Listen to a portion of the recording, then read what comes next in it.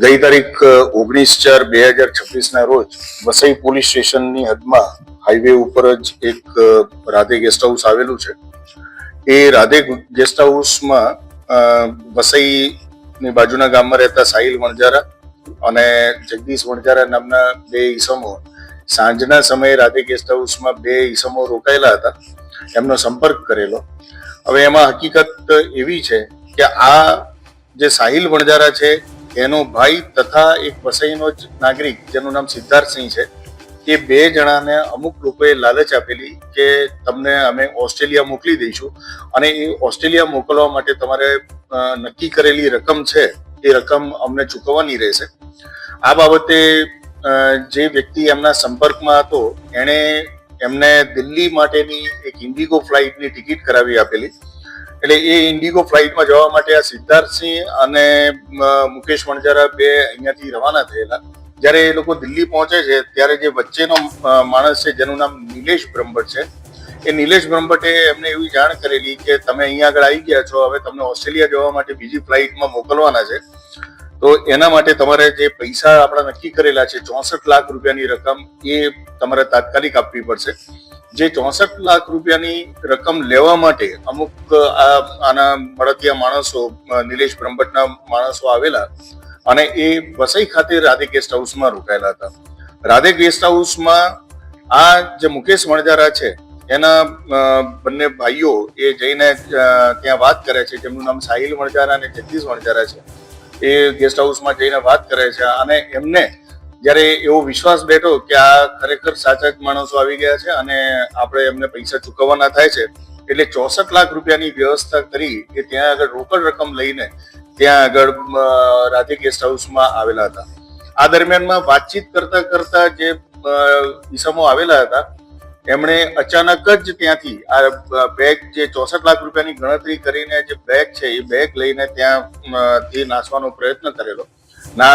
એ જયારે બેગ લઈને ભાગતા હતા એ દરમિયાનમાં એમની પાસે એક પિસ્ટલ જેવું હથિયાર હતું. એ હથિયારથી ધમકી આપેલી કે જો તમે અમારો પીછો કરશો તો અમે તમને ફાયર કરીશું. એક બીજી સ્વિફ્ટ ડિઝાયર ગાડી કે જે અગાઉથી જ એમની સ્ટ્રેટેજી મુજબ આગળ ઉભેલી હતી, જે હોટેલ ગેસ્ટ હાઉસની સીડીની નજીક જ હતી, ત્યાં આગળ તરત જ એના દરવાજા ખુલ્લા રાખી એમાં આ બેસી આ ચારેય સમો ત્યાંથી ભાગી ગયેલા.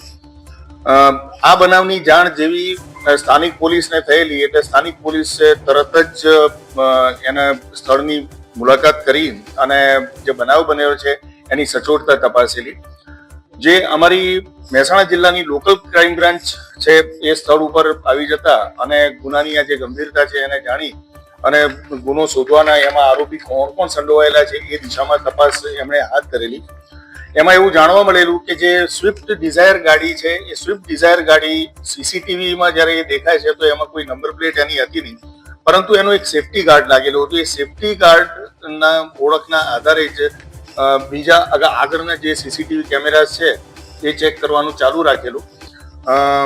ઊંઝા ખાતે જ્યારે આ લોકો પહોંચ્યા અને ઊંઝા કોઈક જગ્યાએ એમણે 64 લાખ રૂપિયાની જે રકમ છે એ મેળવેલી. એમાં અલગ અલગ જે એમની સાથે સંડોવાયેલા ઈસમોના હતા એમની પાસે ભાગ પાડેલા પૈસાના અને ત્યાંથી એ રવાના થયેલા. અને ઊંઝા ખાતે આ જે સ્વિફ્ટ ડિઝાયર ગાડી છે એમાં એક નવી નંબર પ્લેટ લગાડવામાં આવેલી. એ નંબર પ્લેટ આધારે એનો સતત પીછો કરતા બધા સીસીટીવી ચેક કરતા બનાસકાંઠાની હદમાં જે રાજસ્થાન બોર્ડર છે ત્યાં આગળ જઈ ત્યારે ખબર પડેલી કે એની ઓરિજિનલ નંબર પ્લેટ આ છે અને એ નંબર પ્લેટ આધારે એનું વેરિફિકેશન કરેલું.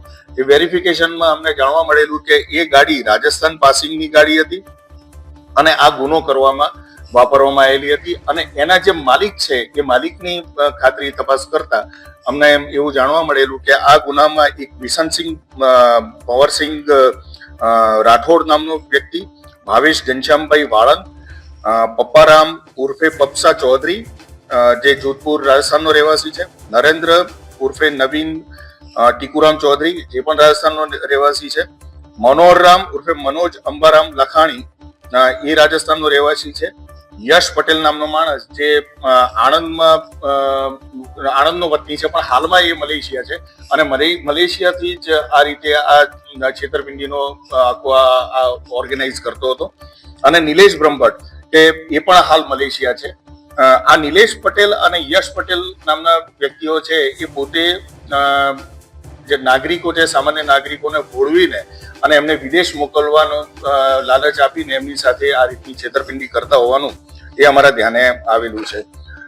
આ ગુનામાં જે આરોપી છે એ આરોપીઓ 2021માં એમના વિરુદ્ધ સયાજીગંજ પોલીસ સ્ટેશનમાં ગુનો નોંધાયેલો છે, 2023માં મહેસાણા શહેરમાં ગુનો નોંધાયો છે, 2024માં મહેસાણામાં ગુનો નોંધાયો છે, 2023માં ગાંધીનગર ઇન્ફોસિટી પોલીસ સ્ટેશનમાં ગુનો નોંધાયેલો છે અને નવરંગપુરા પોલીસ સ્ટેશનમાં પણ ગુનો નોંધાયેલો છે.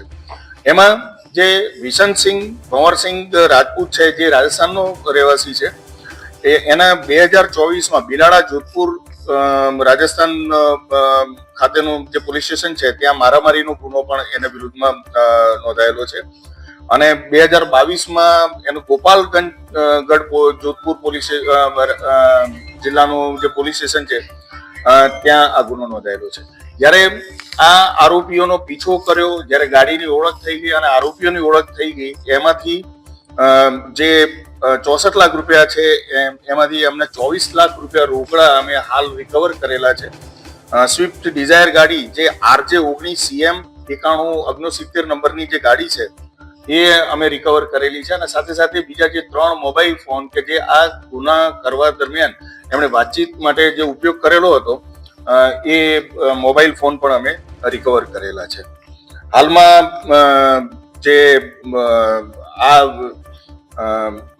રાધે હોટલ ઉપર જે વ્યક્તિઓ આવેલા હતા એમાં એનું નામ વિશનસિંહ રાઠોડ ઉર્ફે મનોજ મેઘવાલ, એ રીતના બંને જણા ગોઝારિયાથી આ જે ફરિયાદી છે એનો સંપર્ક કરી અને દિલ્હીના એજન્ટ હોવાની પોતાની ઓળખ આપેલી કે અમે દિલ્હીથી આવેલા છીએ અને જે પ્રમાણેની અગાઉ વાતચીત થયેલી હતી એ વાતચીત મુજબ અમે આ પૈસા લેવા માટે અહીંયા આગળ આવેલા છીએ એવી અમને આ પ્રાથમિક તપાસ દરમિયાન આ હકીકત જણાઈ આવેલી છે.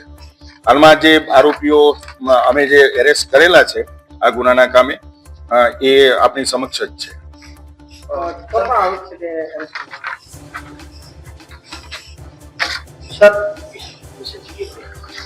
આમાં જે હાલમાં જે અમે આરોપીઓ પકડેલા છે એમાં વિશનસિંહ ભંવરસિંહ રાઠોડ જે રણસી ગામ બિલાડા તાલુકાનું ગામ છે ત્યાંનો છે અને ભાવેશ ઘનશ્યામભાઈ વાળંદ જે વિઝા કન્સલ્ટન્સીનું કામ કરતો હોવાનું એને જણાવેલું છે. એ વડોદરાનો છે અને મૂળ વતન એનું સોખડા જિલ્લો વડોદરાનો છે એવી હકીકત અમારી પાસે. આમાં પ્રાથમિક દ્રષ્ટિએ જ્યારે પણ આ જે બે વ્યક્તિઓ છે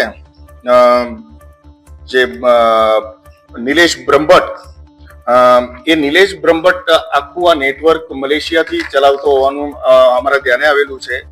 શરૂઆતમાં જ્યારે એનો સંપર્ક કરવામાં આવતો ત્યારે એ એવું કહેતો કે ભાઈ હું આવું કોઈ પણ કામ કરતો નથી, પણ એ બીજા કોઈ માધ્યમનું નામ લઈને કે તમે બીજા કોઈ મારા થકી કોઈ ગયેલું હોય એવા કોઈ વ્યક્તિને તમે ઓળખતા હોય તો એની ઓળખ આપો તેમ કહીને એ અમે તમને આપીશું પળે પળના સમાચાર. જો તમે અમારા નિર્ભય માર્ગ ન્યૂઝ ચેનલને સબસ્ક્રાઇબ કર્યું નથી તો અત્યારે જ નીચે આપેલા આઇકોન બટન પર ક્લિક કરીને સબસ્ક્રાઇબ કરો અને શેર કરવાનું ભૂલશો નહીં.